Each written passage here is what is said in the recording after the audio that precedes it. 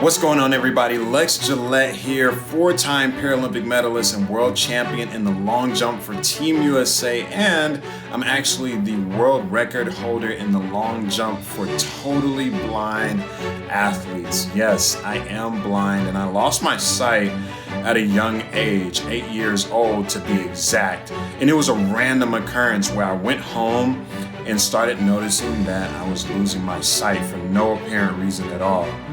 That led to a string of 10 operations that I had to try to fix retina detachments, and they were all unsuccessful.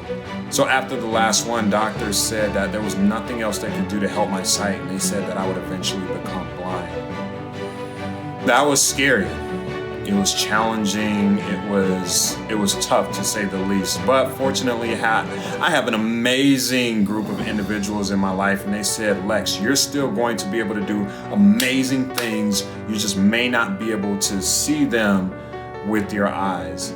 I met a gentleman by the name of Whitmer in high school, and he introduced me to sports, specifically Paralympic track and field. And the first event that I was introduced to was long jump. As you can imagine, listen, a blind guy running as fast as he can, jumping into the abyss, if you will. Makes a lot of sense, right? Well, since I couldn't see where I needed to run, Mr. Whitmer would stand at the takeoff point and he would clap and yell, straight, straight, straight, straight, straight. So since I couldn't see what was going on, I could listen to him and know which direction to run. And it was my responsibility to count the amount of strides in my head and jump at the appropriate stride.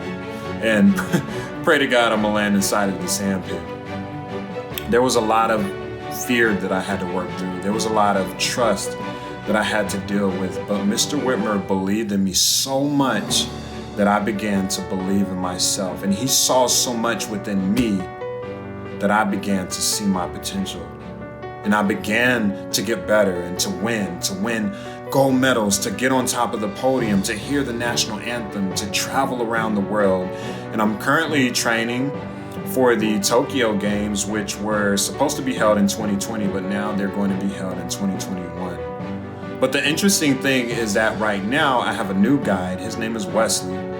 And when he's calling me down the runway, he yells, fly, fly, fly, fly, fly.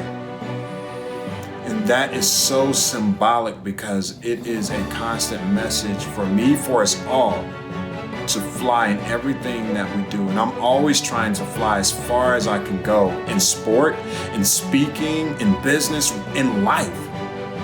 And I know that we all have goals, we all have aspirations, and the ultimate goal is to navigate down our own individual runways and to leap into our dreams.